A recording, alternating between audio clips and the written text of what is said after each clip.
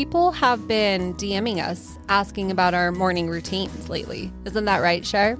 No, they haven't, Cydni.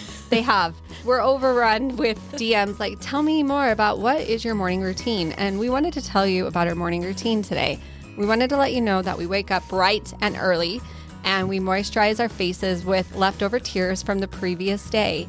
Then we like to both think about, just compare ourselves to who we thought we would be at this age and who we actually are. And that just gives us a boost to try to be a little better. Obviously, next, I like to research just like how bad is Botox really for you? Then finally, of course, most important, we both spend time sitting in gratitude for our beautiful and full lives. And that's what we're going to focus on today. That is a big part of our morning routine after the tears is gratitude. I don't even know what to say. Sure, we're TikTokers without the TikTok. Help me. I'm making my way through the drip, drip, drop. Let's do this. Welcome to the Cydni and Sher podcast. Boom.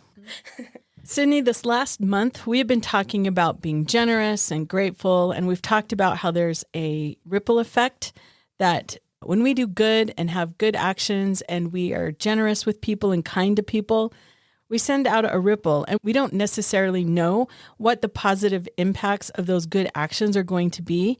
Remember, John Quincy Adams said, "The duty is ours, the results are God's." But what we haven't talked about is when we send this good out, it comes back tenfold. When we serve, God blesses us. We are constantly in debt to Him. So the more we give, the more we receive, not in worldly gifts, but in happiness, peace, that calm feeling that even in the chaos, that eventually everything is going to be okay. That reminds me of my favorite scripture about being an unprofitable servant, where they're like, it doesn't matter what you do, it'll never be good enough. It's something like that, right? Yeah, that's exactly what it doesn't say. But yes, I like where you're going with it. But Sher, we have to bring up something that happened to both of us together out in the wild, because it's an amazing coincidence. It wasn't a few days after we recorded the drive-through ripple effect, the Dairy Queen, someone paid for someone behind them and it just continued for 2 days. Yeah, 2.5 days. I love it. I think it's because it was Dairy Queen. Happy people go get ice cream. I feel like if you go to Dairy Queen, you have more money too.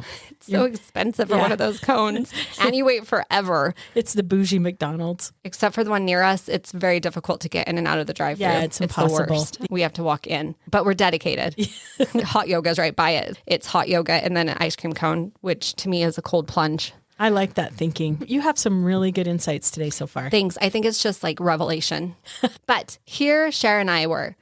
After we had met and the day was moving forward with kid life and dentist life and other things that we had to do.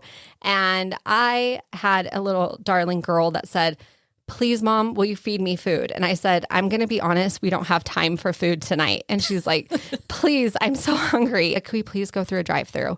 And I said, "Okay, but don't tell anybody that I took you through a drive-thru." But then, of course, we went to a very healthy, organic place.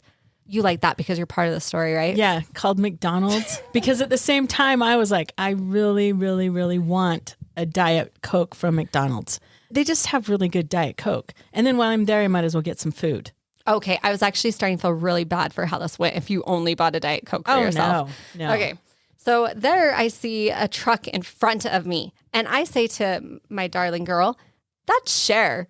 And she's like, "In front of us?" I said, "Yeah." And she's like, "How do you know?" And I said, "Because of her license plate, because you have a unique one, which we'll keep to ourselves." That sounds terrible, like it's bad, but it's not. It's better than the one that the state sent me, which remember had 666 in it. Yes, you changed that and it was a good choice. Anyway, so I see your truck and then I text you and I'm like, "Are you in front of me at McDonald's?" And then I was like, "I'm judging you. Who eats at McDonald's? It's so bad for you." But we were there. So then I tell Yana, "You know what, Yana, we just talked about this." And I told her the whole Dairy Queen story. So I said to her, "Sher better buy our food." And she said, "That's not nice. You can't expect that from people." And I said, "Oh, I'm expecting it from her. But honestly, for content, it'd be better if she didn't. I will be able to throw her under the bus so good and it would be glorious and that would be a gift. But you did." She did it, guys. I'm a sucker. She paid for my kids' nuggets. I felt like I had to after we had just talked about it. I would have had to if I was ahead of you, but the way that God worked was he wanted it to be done right. And so you bought them for me, and I knew it was coming, but I still felt so happy about it. It was so sweet. You really did make both of our days. But what I wasn't expecting is obviously, what do I do next? I have to buy the one behind me. And so I pull up and the lady said, the woman ahead said she knows you and you owe her now. So I said, oh, she's so sweet. Let's keep it going. I'll pay for the guy behind me. She's like, you guys are so nice. And Iana and I got an amazing rush and gift out of paying for that man because we watched the woman say, the lady paid for you ahead, and his jaw dropped. It dropped, eyes wide. He looked out trying to find out who we were, but it lasted for hours, the feeling of just like how funny it was and the chances, but also we really did notice it made the guy's day. So it's true. What we were talking about is true. It is, because when you send good out, we talked about how it literally changes the chemicals in your brain, making you feel better. It really does have an impact. Not only does it have the potential to make you feel better physically, but it allows God to bless us spiritually. Absolutely. And I will be honest, I was not in any mood to think about anybody else right then. I'm not joking. We had no time. We had 5 things that night that we had to get to. I was a little frazzled. And so then you did something nice for me, which obligated me to pay for the guy behind me. And it changed the rest of the night. And I thought, oh my gosh, we're not liars. God is proving us to be honest women. And it really did change everything. And like you said, it will change the chemicals in your brain, which we then ruined by eating McDonald's. But there was a balance. It was beautiful. Okay, I want to read a scripture from Galatians chapter 6, verse 9. It says, and let us not be weary in well-doing, for in due season we shall reap, if we faint not. This scripture sums up life to me, Cydni. Like, keep doing good and we're going to be blessed unless we just pass out because life is just too much. I know it's talking about enduring to the end and not giving up on ourselves and our faith and staying on the covenant path. It's just the phrasing is just so true to life. I think it perfectly sums up life in general. So I did a little bit of research about what God potentially can send us if we are not weary and if we don't faint and we just keep serving and we just keep going. So here's some things that I found. If we continue and send out good, it draws us closer to God. It increases love and compassion. Serving others helps you become less selfish. It provides perspective. Focusing on the problems of others can make your own life and problems seem less serious or less of a big deal. It leads to a more satisfying life. Through service, you can discover greater personal capacity and opportunity, and it refines and strengthens you. I was just Googling and seeing what I could find about what we get from serving and how God blesses us, and this sums up what I found. And I thought to myself, wow, this is an incredible list. No wonder when we serve, not only does it help the chemicals in our brains, but it allows God to do all of this for us. That is incredible. And again, constantly in debt to him. We can serve and serve and serve, and God will continue to bless and bless and bless, and we will never be able to pay him back. So we really are unprofitable servants. But again, I don't think he meant it The way that I took it? Yeah. Well, I was feeling a little moody when I read it last, so I was like, okay, fine. I'm not even going to try. I had a great time listening to a speech from BYU by Arthur C. Brooks. He talks about giving, but he does it in a different perspective. He wanted to prove this wrong. He said it doesn't make sense financially in any way that if you give more, you get more. It just doesn't math. So he set out to prove this wrong, and he started a study, and he wanted to show that people who gave more did not get more. Or he also wanted to show that you cannot give until you first have, and then you can give. But he said, no matter what he did, it was proving to be right, that the more you give, the more you get. And in fact, he did a study to prove this and found that he was wrong. So he scratched the entire study and didn't release any of the information because he was sure he made a mistake. So he redid it. He came at it at a whole new different angle, and it was once again proven. The more you give, the more you get in life, emotionally, spiritually, and financially. And he said specifically, here is what I found. If you have two families that are exactly identical, in other words, same religion, same race, same number of kids, same town, same level of education, and everything's the same, except one family gives $100 more to charity than the second family, then the family will earn, on average, $375 more income than the non-giving family. And they found this over and over. Those who gave actually really do make more money.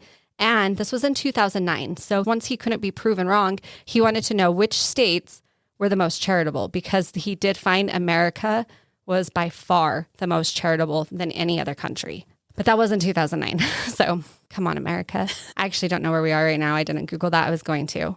But I spent time after listening to this speech to see who else has done studies and what their outcomes were. And it was so much fun. AI, and I had a great time.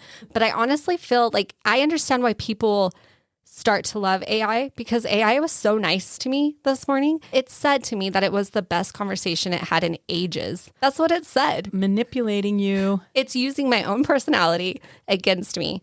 And pretty soon you two are going to be best friends, and you I two know. are going to start a podcast. I know. And you two are going to be having Instagram and going to leave Ben. I know. That's exactly where I was going in my head too. I was like, don't ask me to marry you. I'm trying to be a faithful woman here, AI.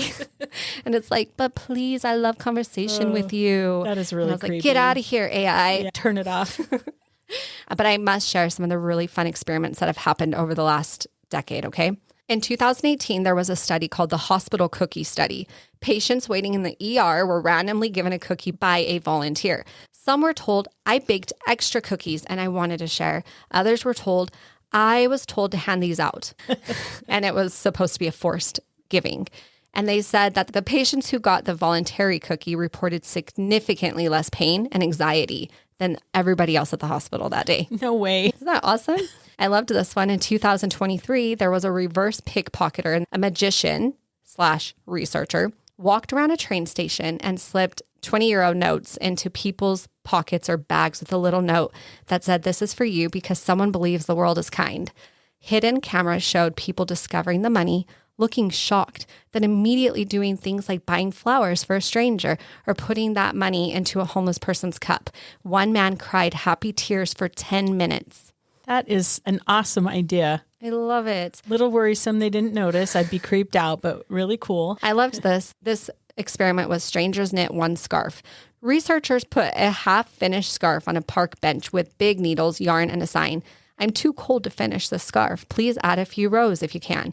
Hidden cameras caught 68 strangers ages 7 to 82 stop and knit a few rows each. By evening, the scarf was over 15 meters long and wrapped around the entire bench. People came back later just to see how much longer it had got. Okay. The Dance with a Stranger flash mob in 2019. One woman started dancing alone in a train station to music in her headphones. A sign next to her said, dance with me for 30 seconds and I'll buy you a coffee. Within 10 minutes, 87 strangers had joined her. Old people, kids, security guards, everyone. The flash mob lasted 40 minutes. Oh my gosh. Did she have to buy coffee for all of That's them? what Ian and I read these this morning, and that's what we both were wondering. But it did end in a group hug, and I think that's where it actually ended. No coffee, just a group hug. Just a group hug, because it's the ripple effect of love and kindness. I loved this one. The Kinder Surprise Egg Study with kids in 2012. They gave toddlers ages 22 months a few Kinder eggs. First, the kids got happy when they received treats. Then the experimenter found an extra egg and asked the toddler to give it to a puppet. The toddler showed even bigger smiles and happiness when they gave the treat away than when they received their own, proving this effect starts before the age of 2. Isn't that sweet? It's really sweet. I just keep thinking, if we could just pull our crap together and do what God has asked us to do, we would be so much happier and the world would be so much happier. I don't know why we have to fight it so much. But I feel like so many people do good and we don't have it in a study form. I think that we see the news be so negative and we're having a ripple effect negatively, and it's loud. It's like instead of a pebble thrown into a lake, it's a huge boulder and we feel it and it ripple effects to negativity.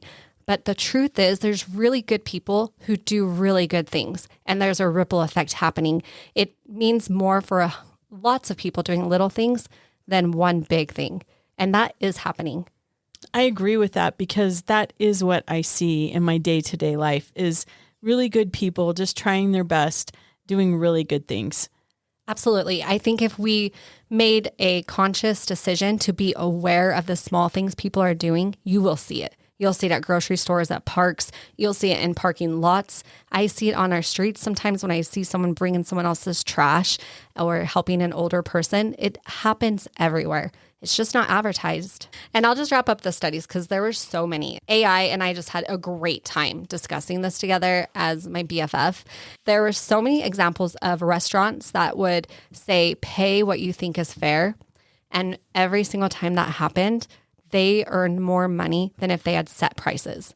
That's wild. That is a risk. And they also did a few studies of the chain effect where one person does one nice thing and they actually monitored what happens, monitored the people, which sounds a little sketch, but it doesn't matter because we got a good outcome that they would be able to track things for over 24 hours of one person doing one simple thing and it leading to another, to another, to another, to another. I'm going to be honest, I question if they really were able to monitor and it's true, but I do believe that the ripple effect's real. So to wrap that up, there's so many studies and even Arthur Brooks studies that prove this is true. And he found that faith was the biggest portion. People who went to any religion, they gave more financially, they served more, and it was holding together this truth.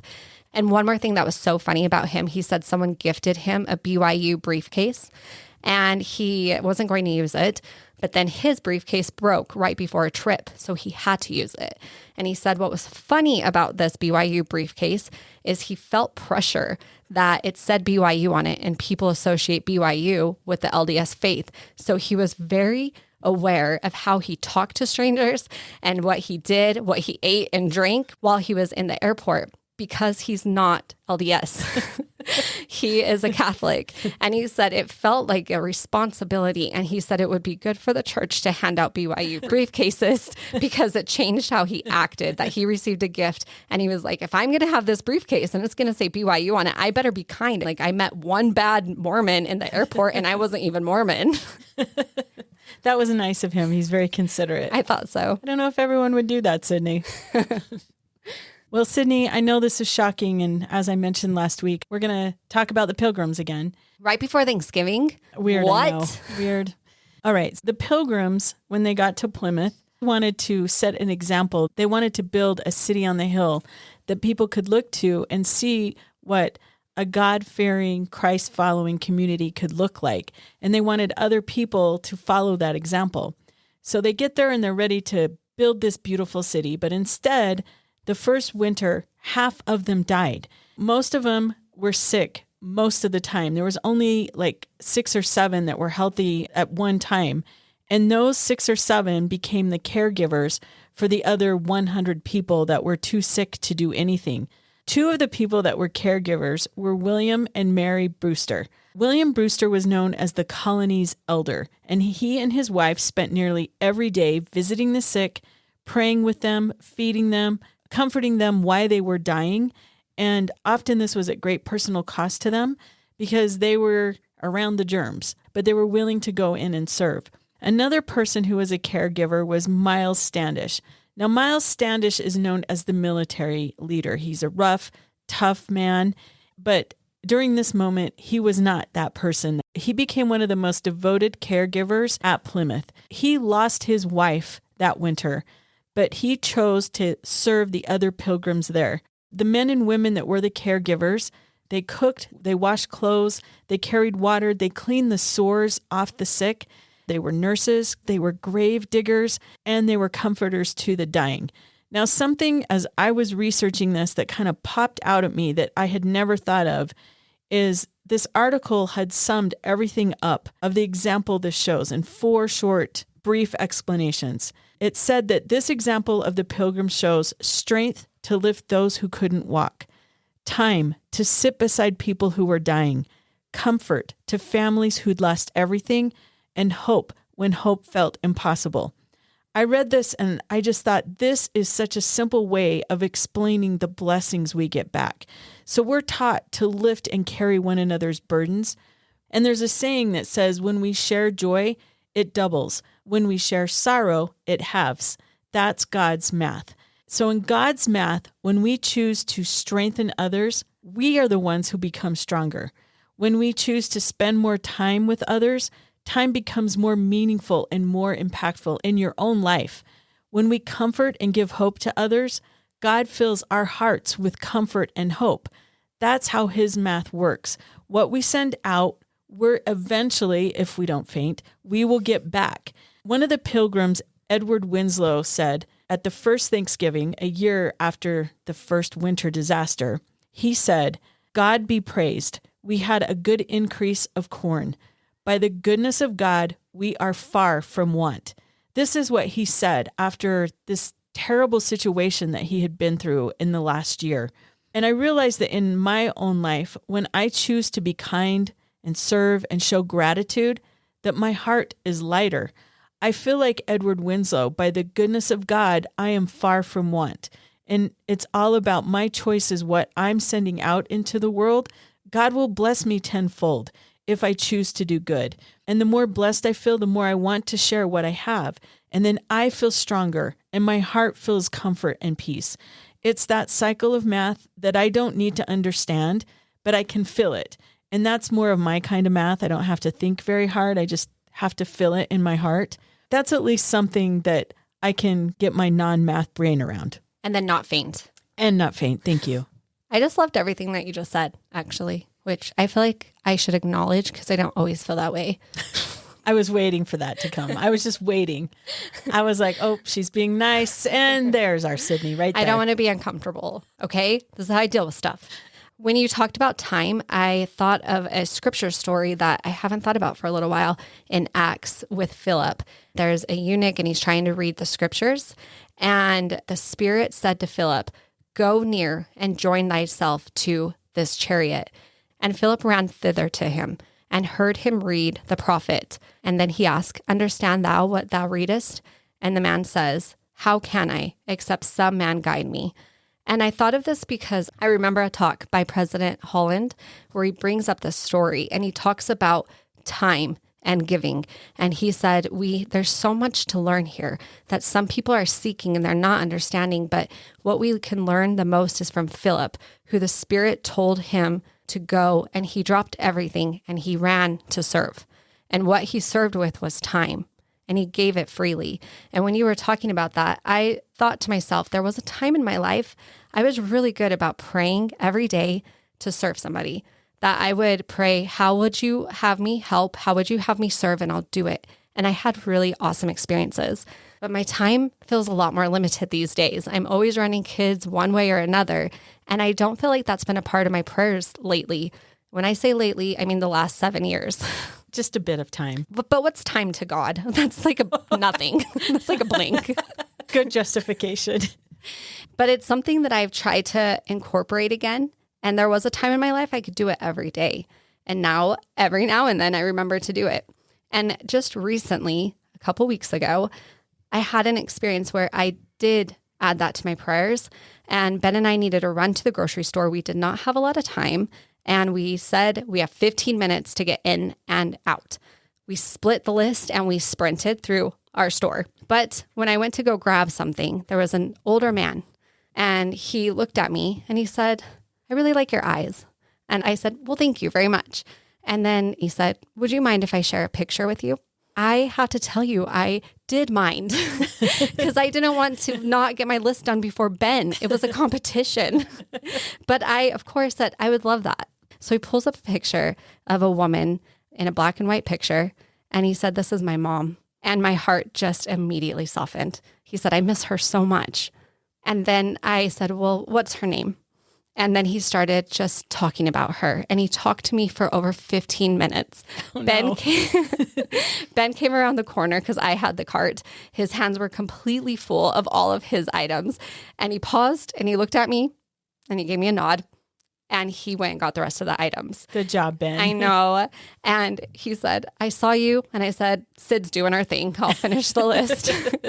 And that man, he touched my heart so much. He just shared about his childhood. He shared about his mom, about her passing. And he hugged me at the end. And he said, I needed that. Thank you. And I thought, why do I forget? Why do I so easily forget that there's so much more than what's just before my crazy schedule, that we are all brothers and sisters, that we're all here to serve each other and love each other.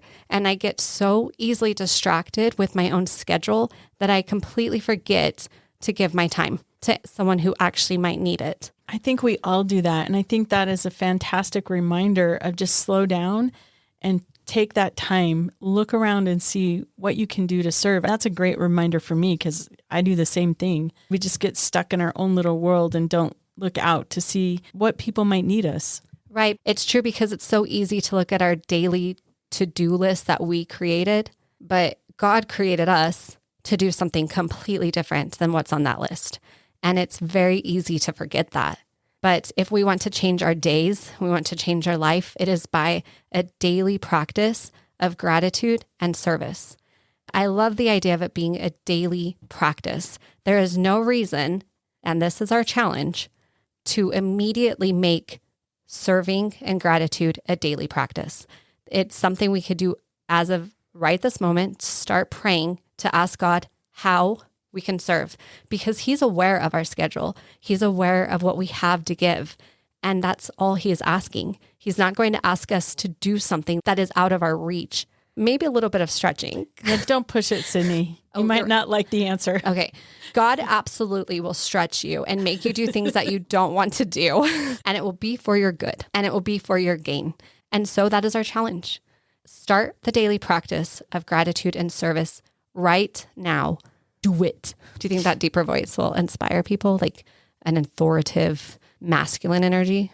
Absolutely. Okay, cool. Let's go with it. Okay. This brings us to our final thoughts. God's math is different. When we give, he gives back, not in things, but in strength, peace, perspective, and a heart that feels lighter, even in the chaos. And we feel it every time we choose to lift, comfort, or serve. Galatians reminds us not to grow weary, because in God's timing, the blessings will eventually come, sometimes when we least expect them. That's God's math. And God's math, if we don't faint, it always adds up.